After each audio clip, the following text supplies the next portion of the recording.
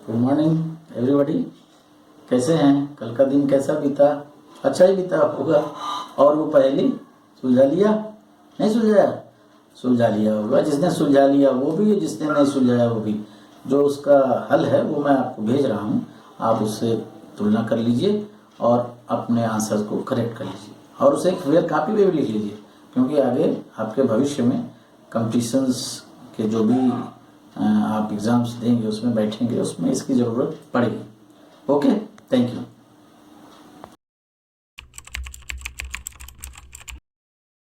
चलिए, कल हमने हिंदी क्या है इस पर चर्चा की थी और ये चर्चा निकल के आई थी कि हिंदी भाषा है। फिर बात यहाँ खत्म हुई थी कि भाषा क्या है। तो भाषा की एक परिभाषा मैंने यहाँ बोर्ड पे लिखी है। भाषा भाव और विचारों को प्रकट करने का साधन है। ये एक परिभाषा है। भाषा भाव और विचारों को प्रकट करने का एक साधन है, लेकिन ये सतही तौर पे परिभाषा सही है। ये कंप्लीट परिभाषा नहीं है, बिल्कुल पूर्ण परिभाषा नहीं है। ये सिर्फ सतही तौर पे सही है। क्यों? मैं एक एग्जाम्पल देता हूँ आपको। एक छोटा बच्चा है, अबोध शिशु है, न्यू बॉर्न बेबी है, वो रो रहा है। ठीक है, बिस्तर पे वो रो रहा है, माँ दौड़ के आती है। फिर पहले आके दौड़ के माँ क्या करेगी? पहले उसका लंगोट चेक करेगी कि उसने सुसु तो नहीं कर दिया। फिर वो देखती है, अगर सुसु किया है तो लंगोट चेंज कर देती है, बच्चा चुप हो जाता है। बच्चे ने अपने भाव और विचार माँ को प्रेषित किए। कौन सी भाषा है? इसे कौन सी भाषा बोलेंगे? ये है संकेत भाषा। उसने संकेत से बताया। अगर माँ ने देखा कि उसकी लंगोट सही है, उसने कोई सुसु कोई पोटी कुछ नहीं किया है, फिर भी बच्चा अगर रो रहा है तो माँ समझ जाती है कि ये भूखा हुआ है और फिर उसे दूध की बोतल ला के दे देती है। बच्चा दूध पीता है और फिर वो चुप हो जाता है, खेलने लगता है। यानी संकेत भाषा में बच्चे ने बताया माँ से कि भाई मुझे भूख लगी। ये संकेत भाषा है। एक दूसरे सिचुएशन की कल्पना कीजिए। क्रिकेट में बहुत इंटरेस्ट है आपका। अच्छा, शोएब अख्तर बॉलिंग कर रहे हैं, सचिन तेंदुलकर बैटिंग कर रहे हैं। शोएब अख्तर ने बॉल फेंकी और सचिन ने जोर से छक्का मारा, बॉल ऊपर ऊपर ऊपर ऊपर। वो फिर आप देखते हैं अंपायर क्या करता है? अंपायर दोनों हाथ, यानी सारे दर्शक समझ जाते हैं कि ये छक्का हो गया। अंपायर कुछ नहीं बोलता है, वो सिर्फ इशारा करता है और लोग समझ जाते हैं कि ये चौका नहीं, ये छक्का है।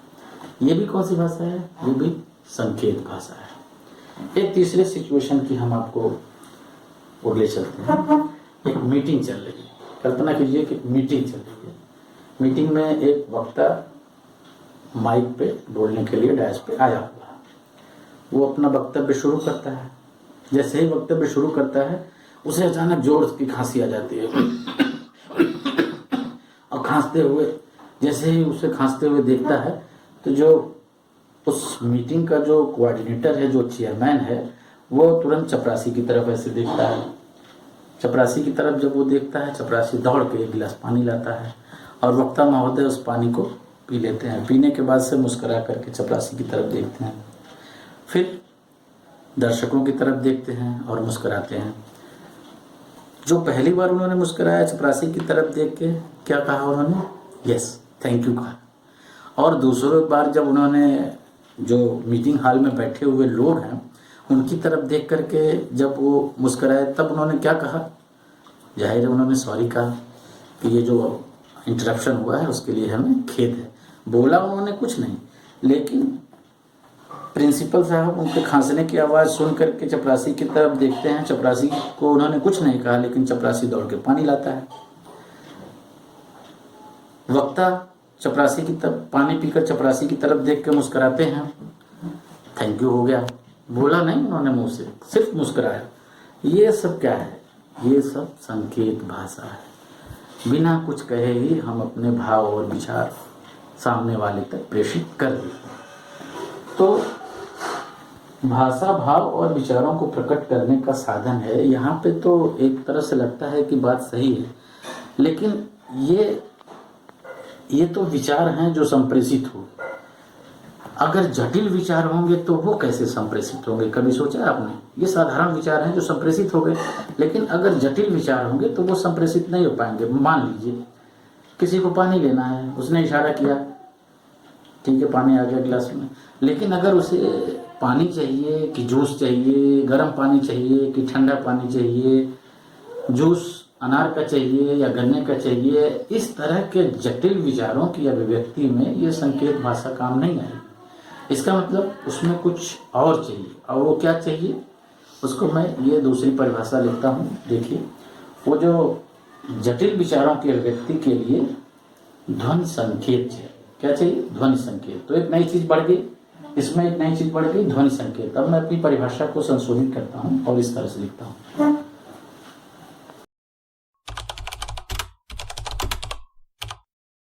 ये एक नई परिभाषा हम लोगों ने लिखी। भाषा भाव और विचार प्रकट करने वाले उन ध्वनि संकेतों को कहते हैं जो मानव मुख से निकले। अब उस पुरानी वाली परिभाषा में दो चीजें बढ़ गई, एक तो ध्वनि संकेत बढ़ गया, दूसरा मानव मुख से। ये दोनों ही चीजें इंपॉर्टेंट है। ध्वनि संकेत भी होना चाहिए, साथ ही वो मानव मुख से निकला भी हो। लेकिन क्या ध्वनि संकेत हो और मानव मुख से निकला हो, इससे भी भाषा बन जाएगी? नहीं बनेगी। क्यों नहीं बनेगी?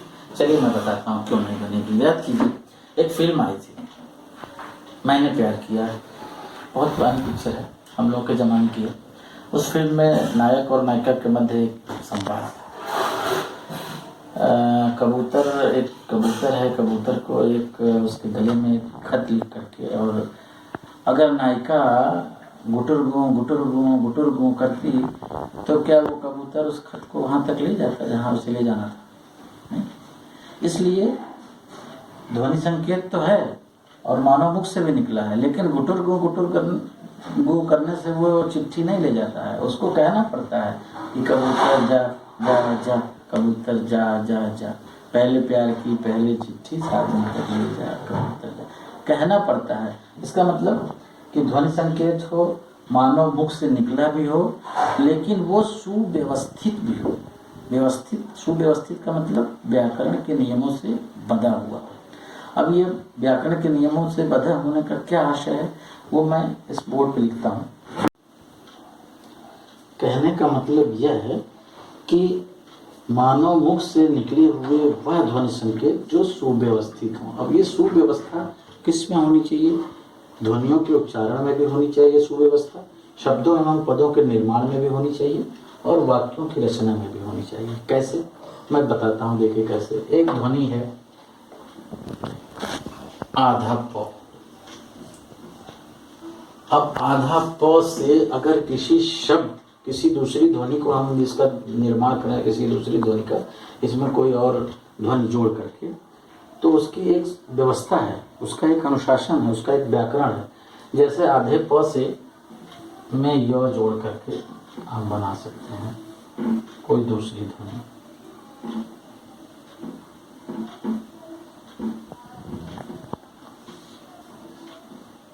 प्यासा, प्यारा, इस तरह से ढेर सारे शब्द बना सकते हैं। आधा प में रो जोड़ करके भी हम प्रेरणा, प्रवक्ता, और बहुत सारे शब्द हैं, आप सोच करके लिख सकते हैं, बहुत सारे शब्द हैं। इसी तरह से ल से भी आधा प जोड़ करके ल से भी ढेर सारे शब्द बन जाएंगे। प्याला, और भी सोच के आप शब्द बनाने की कोशिश करिए। लेकिन अगर हम आपसे ये कहें कि क्या आप आधा प ध्वनि में और कोई, ये तीनों अंतस्थ व्यंजन कहलाते हैं, इन तीनों के अलावा और कोई भी व्यंजन जोड़ करके क्या आप कोई नया ध्वनि बना सकते हैं? नहीं बना सकते हैं। आप इसके अलावा क, ख, ग, च, छ, त, थ,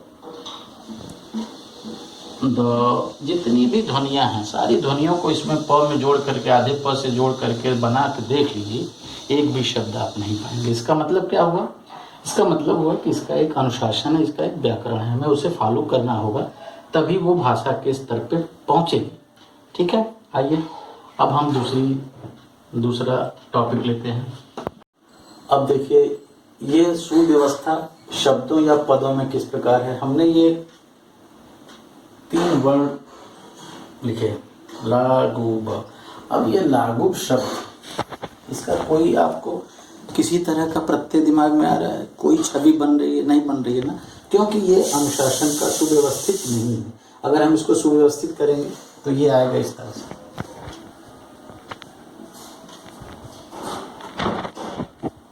इसी तरह से ये भी देखिए, अगर हम इसे सुव्यवस्थित कर दें तो ये आएगा।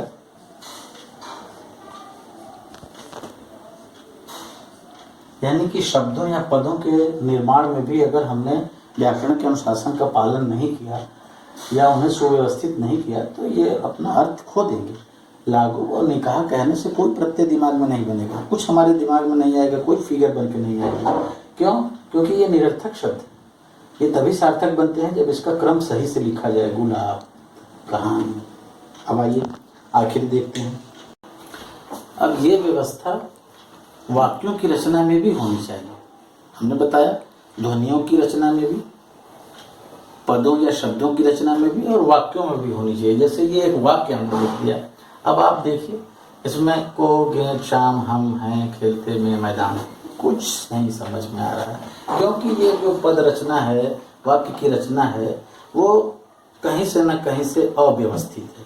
इसको जब हम सुव्यवस्थित करेंगे तो इसका अर्थ, इसकी भाषा सामने हमारे प्रस्तुत हो जाएगी। जैसे देखिए हम लिखते हैं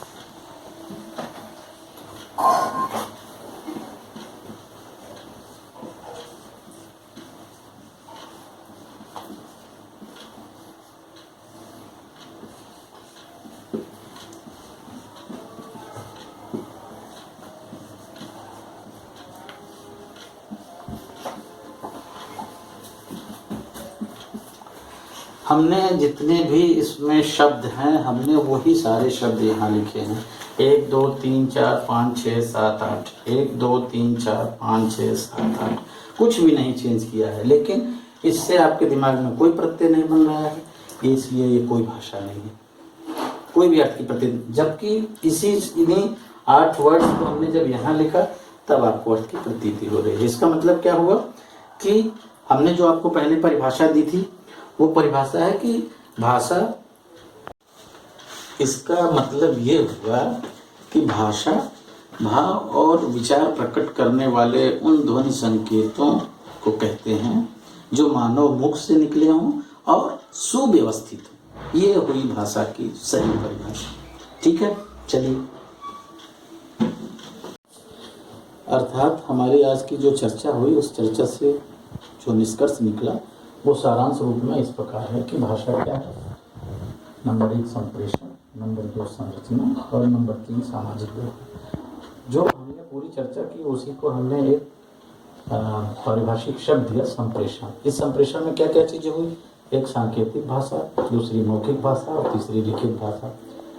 इसी तरह से संरचना में ध्वनि की संरचना, शब्द की रचना और वाक्य और अर्थ की रचना। तीसरा भाषा में तीसरी चीज वो है सामाजिक व्यवहार। सामाजिक व्यवहार की चर्चा हम लोग अगले वीडियो में करेंगे। Thank you.